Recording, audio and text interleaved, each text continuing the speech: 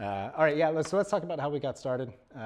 Whether it's like Sophia, you're kind of a jack of all trades in art. Thank you. You've done drawing, painting, really good at photography. You made a short film. I sure did. Called Jelly Babies. Yes. Yeah.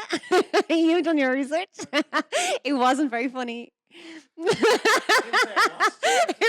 It's just before I got into comedy. It's just before I got into comedy at all, and I was like, I should be a serious filmmaker, and I should make a film about a grieving woman having no experience of grief in my life at all. And I was like, I should be the person to tell this story. Write what you don't know. That's the phrase, isn't it? That's what they said. And I was like, this is going to be amazing. And I'm going to write it in one sitting. And I'm going to film it all by myself. Like, I'm going to direct it. I'm going to star in it. I'm going to write it and make a team of people make it. And as you can imagine, it was stunning. So now I tell dick jokes. But so do you think comedy's kind of, do you think comedy's where it's at for you, or? Yeah. I mean, I came to it kind of accidentally, but it's going pretty well so far. So I think I'm going to stick at it. But how is the accidentally? Like I said, I mean, you were doing a lot of these different things, which I'm sure culminate and come into a lot of your performance. But yeah, well, I mean, I was always doing a little bit of acting, like since I was, a young teenager in youth theatre or anything like that. And then for my whole 20s, I was doing acting, I was doing street theatre, I was doing kids' parties, any old shite, as you can all understand, I'm sure.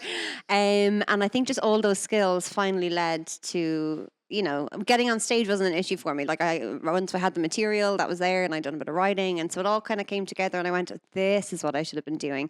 But I think if I hadn't had those 10 years of experience and bullshit and things to talk about, then, it was meant to, and I'm here now. the writing was first, obviously, was it?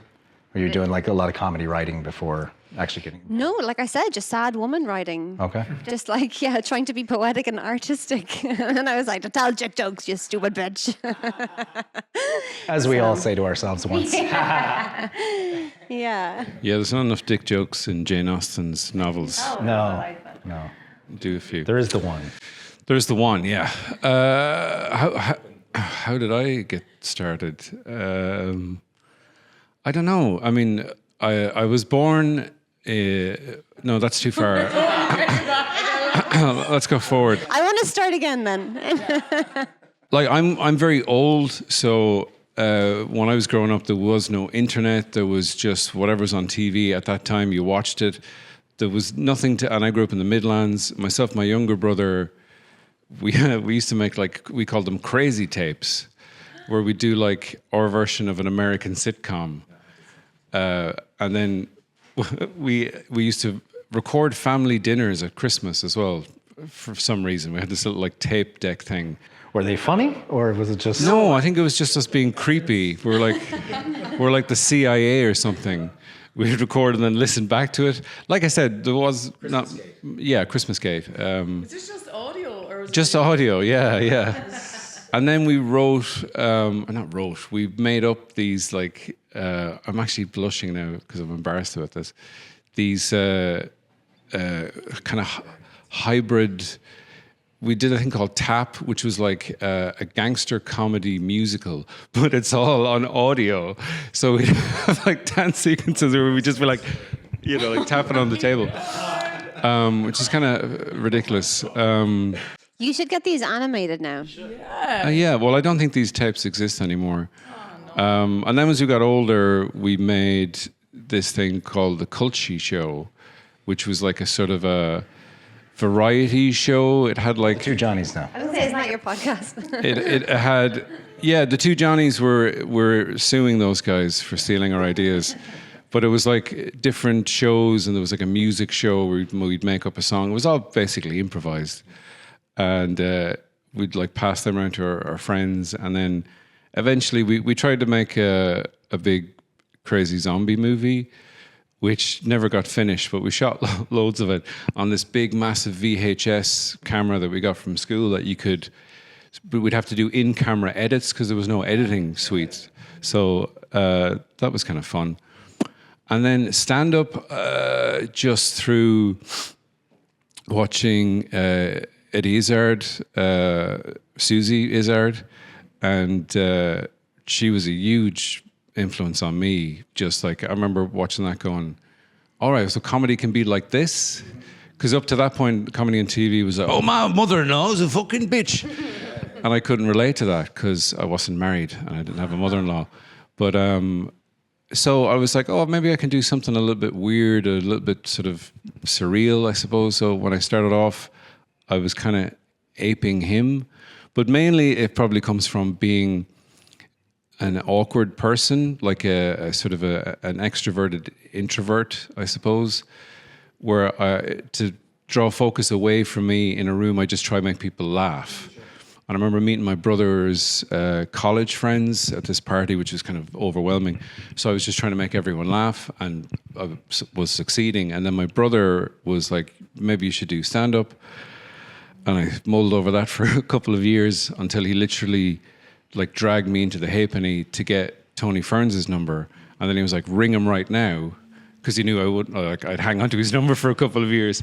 So I rang him and got a couple of gigs, and that was 18 years ago, nearly 19 years ago. A lot of starter stories kind of, it always seems to be somebody else that might push you into it a little bit. And yeah, how about yourself, Justine? Well, like similar to both ye, that I was making videos at a very young age because I grew up in the Midlands as well, that we didn't really have a lot of technology. So our school was picked as a school to be like, you're going to get a camera. And we didn't know what a camera was. So we were excited by this.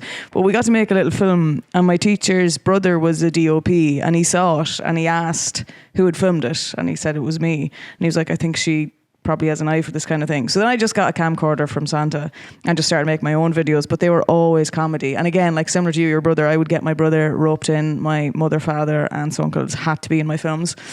And there was like a youth film competition in Ireland for under 18s, and I entered one of those and won one of the prizes. So I think that was like what gave me a bit of confidence in it, but it was definitely always like comedy. I always just wanted to do that. So then I studied film in college and then realised this is very artsy. I just like the jokes. And I was like, maybe I'm going down the wrong route. So then when I left college, social media was kind of taken off, and like memes and photoshopping. So I got a job with a radio station, FM 104, and was doing their like memes and photoshopping. And then another company, Joe.e, saw the stuff I was making and like poached me, which was a mad time of my life. Headhunted. Yeah, headhunted for another unpaid internship. Wow, how honoured I was. What an opportunity. I know. Yeah, so then I went there, and it was when I was working there that You're not going to pay me how much? I'm in. Double and I'm in. Yeah. so, yeah. I don't know the zero. Double of nothing. So it was when I was working there that someone said to me, have you ever done stand-up? Because I was just always making, comedy videos. And I was like, God, no. So then people in my work forced me to do it. So that's how I did the first stand-up gig. But I guess I was doing comedy from, when I was about 10, started doing it. You've been writing with Jared songs on last week. He said, you guys were writing together. Yeah. Yeah. Yeah, like we'd have different ideas for like sketches and things, but like I guess that's probably where I am at a bit more now, that the short form stuff, because I've done it for so long, is a bit like you start to lose your mind and you're like, what's the point? So nothing matters. Do you prefer the writing as opposed to being on stage? I think I prefer comedy acting and like getting to write a sketch or something and then perform that, because it's something that I've written that I know how to do it and how to edit it. I think comedy editing is such a like specific skill that like it's so different to like drama editing. And if you can do comedy editing, my God, it makes, you could have a clip of anything and you'd be able to make it funny, I think, if you know how to do a bit of comedy editing.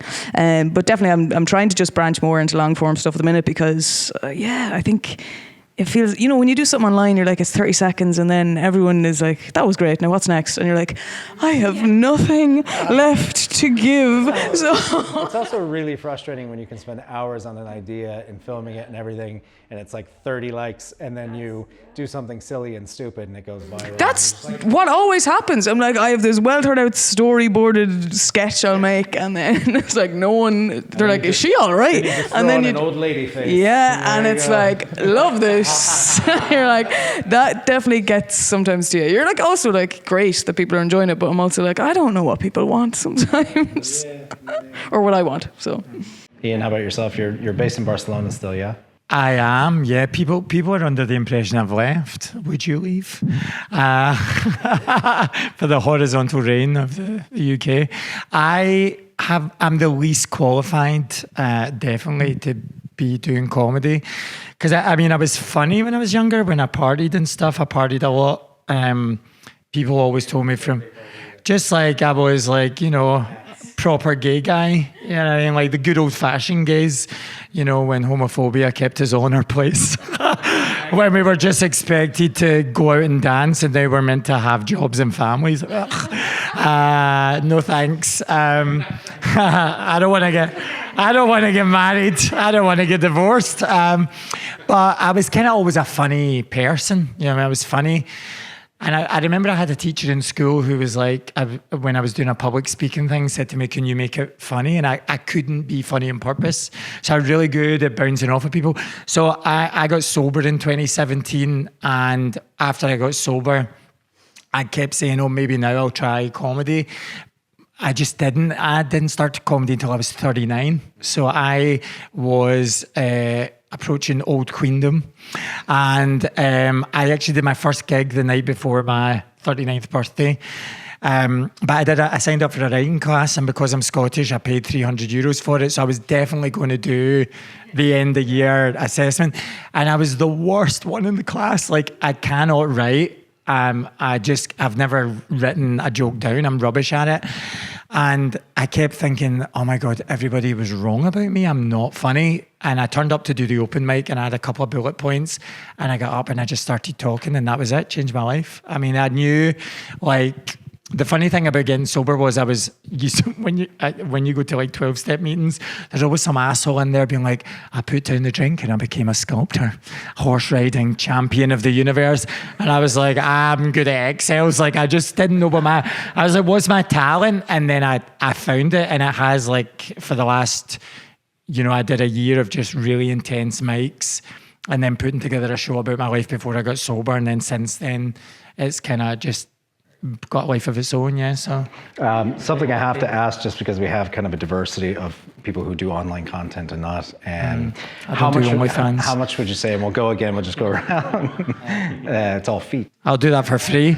I'm doing it right now for the listeners. I'll describe his feet on the mic. There's a camera on his feet. Oh, they're big feet. Those are some pedicured pretties. Size 11, I'd say now. How much do you think followers are really worth in terms of, let's just say, ticket sales, bookings, or just respect on the scene? Start with you. Go around. I know we had this conversation at one stage about, and I think it was just my ego, but it was just like, I think everybody picked who they're going to follow it during COVID. And now they don't really care so much. Well, I think what's interesting about that is there was a kind of a big growth during COVID, and anyone who kind of hit everyone while they were at home and got really good at videos then did give themselves a kickstart for when things came back. But I feel like some of that has ended. There's not as much of a push. It's a bit harder, and the market is really saturated now with everyone trying to become a comedy influencer or whatever. But unfortunately, I have found over the last couple of years that it is really essential for this career, because I didn't start this. I wasn't like an influencer in any way. I had like 900 followers, so there's normal, just like people I knew in real life or whatever. And I really, really had to like I got good at the gigs and the open mics and doing that, and I got really good for the first year and a half, and then I realized what I was missing was the online presence. And in order to sell tickets or to be booked or people to take you seriously or to get on better stages, you do unfortunately need the followers. And like you were saying, it could be, and I was just throwing shit at the wall to see what stuck. And I could be like, I was writing these things and I thought they were really clever and they'd have themes and everything, and it'd be like, 3 of my friends would like it or whatever. And then one day I sat down and did some stupid I thought was like quite a hack, like Irish mammy stuff, whatever. And then that blew up like a month ago, and I was like, what the fuck? And so I've tried other stuff that like since then, and I think like they were like, no, they just want the Irish Mammy stuff, and I'm like, oh, fine. I don't think you can actually understand the algorithm at all. No, but I mean, people give you lots of advice and there's tips and tricks and stuff, but I think a lot of it is luck and timing and just having all your... It's the algorithm police. Yeah. They're doing hack material. I should say we filmed this on the north side. Yeah, there's always way more sirens. I think what is important is that when people, it only takes one video to go kind of somewhat viral, and then people will come to your page. And if you have like a lot of good stuff already there, they will start looking at it. So there's no point if you had one video they follow you, or they won't follow you, they go, she's only done one thing. So at least now they can go back and they might go, God, this is gold. I never knew you did this. And they're looking at videos from a year ago. So at least if you have, stuff there. I don't know if it translates directly to selling tickets.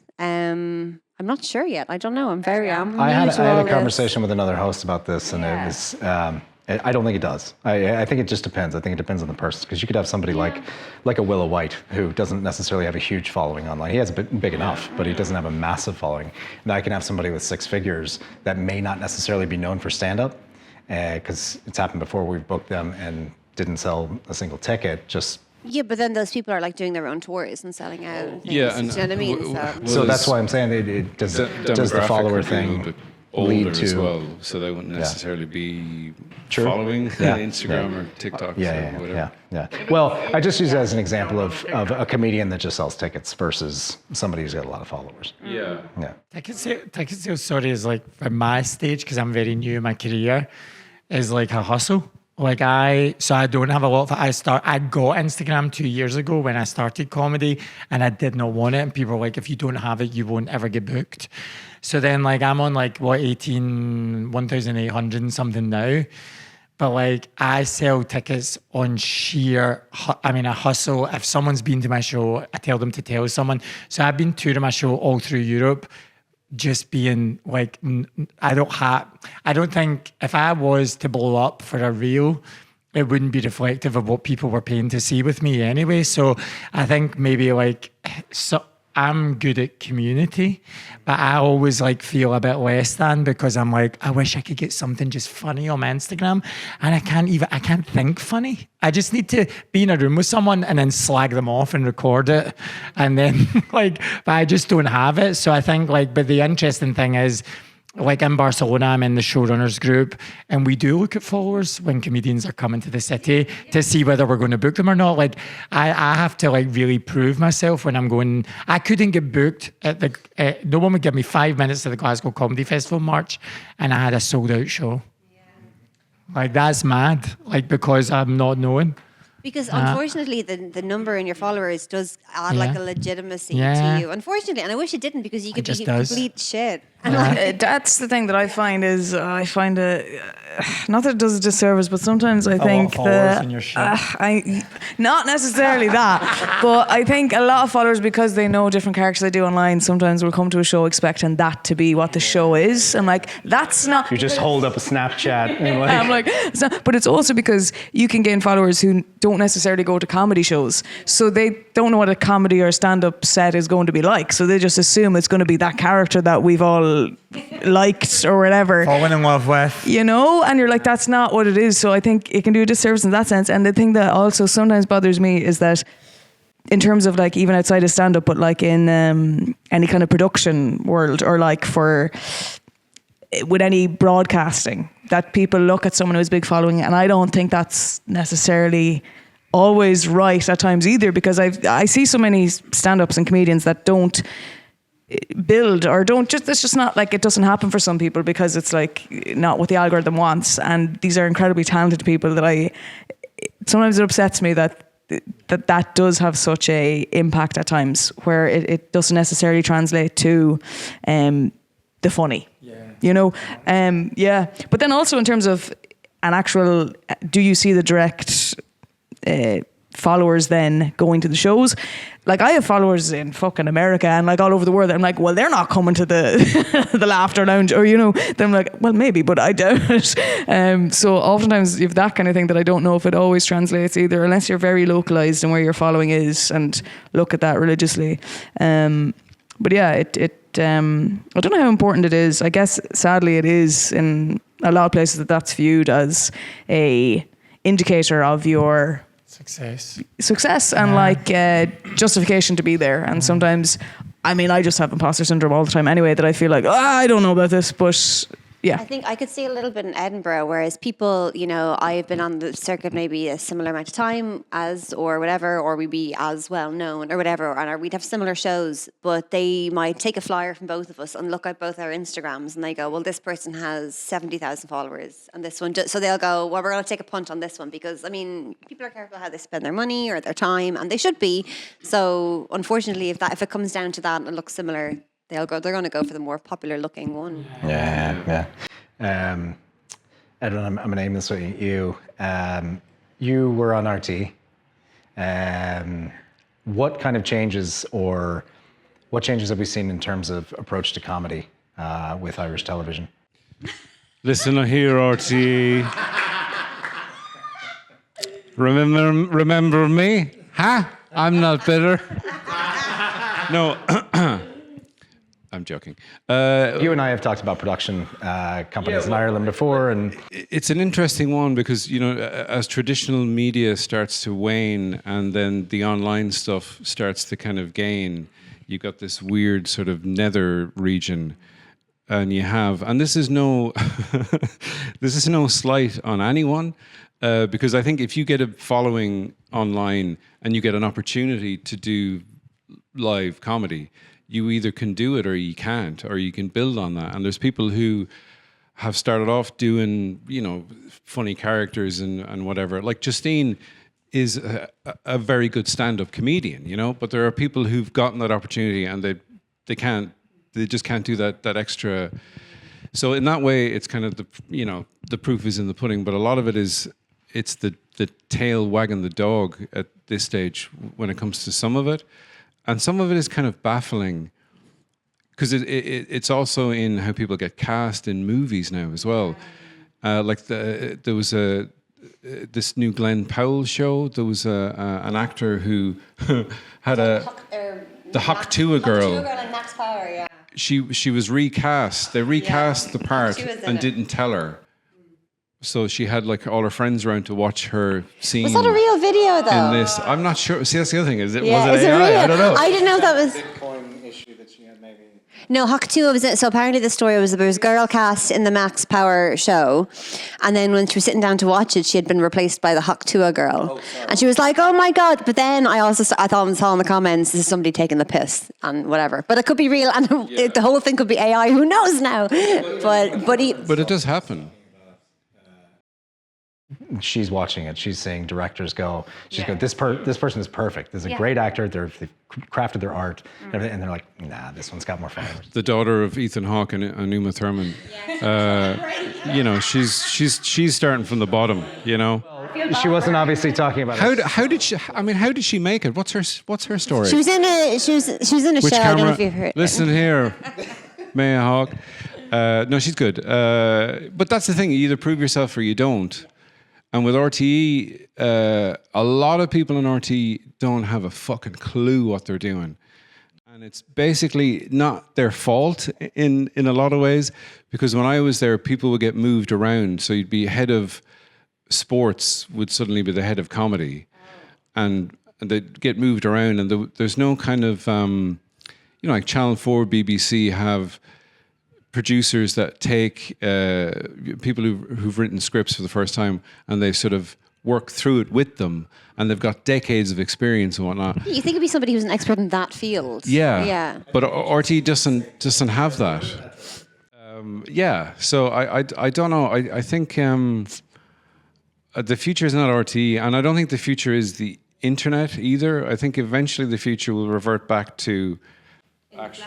I truly believe that, because it has to. I think the bubble is going to burst on it. I think it is currently. Like even in this discussion, you talked about a video, then I heard that's not real, and we were all this. I mean, people are just craving face to face and it's great for us. But even if you look at the sketches, even if you look at the little skits and sketches, we've gone past the whole like tea towel on the head thing now. When that was just a phase. Now people I think are looking for more produced, proper, longer sketches as well. But I think I think it's also that you just see so often now, all the time, of like, you'll see a video like, God, that's funny, and then you'll see the exact same video done by someone else 4 pages down. You're like, so everyone's just copying everyone now, and it's a trend. And I'm like, I truly believe that it has to reach a point where this all stops. Because but I think like it's that idea of like, so when I was in Edinburgh this year, I got someone to help me with like give me advice on my social media, because I realised like I don't know what I'm doing, and there is things you can do, but I'm like, yeah, but that's not. Is that art? Like what I'm doing, or am I just like ticking the boxes? And what I found from like my show, like we were talking before we started recording, like, is what I'm doing comedy? Is it storytelling? I don't know. What I know is it's working, and audiences are impacted by it and tell me like, when are you I just did my show in Dublin a couple of weeks ago. People wrote to me and says, when are you coming back? Amazing. So like you have to listen to I think post-pandemic, people and with everything going on politically, I try not to get too political, but like people have a thirst for authentic storytelling. Like they want to know, but that doesn't mean oversharing. Like we're tired of like Kardashian levels of exposure. People want to know how you did it and what your pain points are, but they want to be inspired. Like I think there's also, I talk about mental health in my show from a place that's not a victim. There's kind of like a fashion of like, look how hard life is for me. I have a great life in spite of all the things that happened, and that's kind of what we're selling. And I think as comedians, like, you know, we were talking, you said people don't have to spend their money wisely. Like, what a privilege that anyone comes and spends their money at your show. Like, I never take it for granted. Like, I'll perform to 3 people, and we have. And we have in a basement that I couldn't stand up in. My first year at the Fringe, I was too tall for a standing ovation.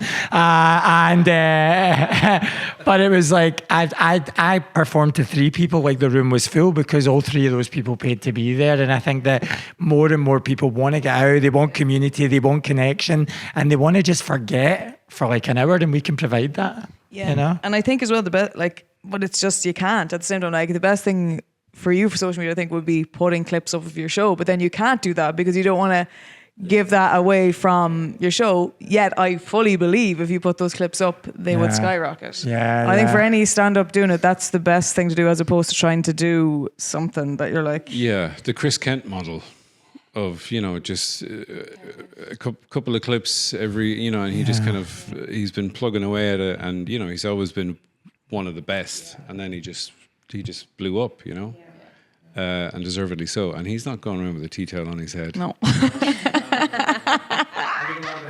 Maybe he is in his private life, I don't know. I didn't want to blow the surprise, but I've got us all a little gift. All right.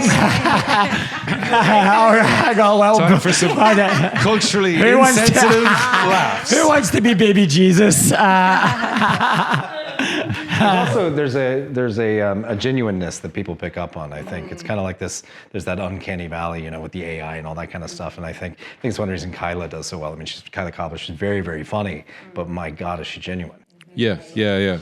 Because I really admired her, not to sound whatever, you know, cheesy, as a person first before I'd see her do any stand-up. Yeah. I watched her videos, and she just has that ability to, she's just talking to me, that kind of thing, that, you know. And she does it with the audience as well. Yeah. She's very good at, and that, sorry. Oh, no.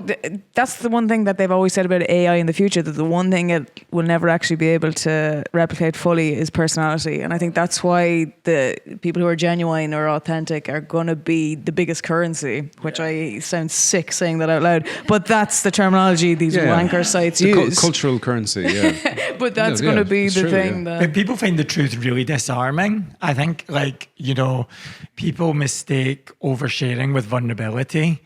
And so, like, because my show's about addiction, like, I've seen certain shows about addiction, and that show was almost like the performer trying to get me to feel sorry for them. Like, I'm always, like, so grateful to all the things that brought me to where I am today. And so I'm not selling sadness. And I think it would be, like, you know, it would be really wrong of me to get on stage and try and convince everybody that my life was harder than theirs. I think, like, we were saying, like, I want, like, the audience to come up and talk about themselves. And I've had people come up and share their lost family members to suicide, or a guy came up to me in my first Edinburgh run and said, I need help. Like, what did you do? Like, that's, like, such powerful stuff, all wrapped in a laugh.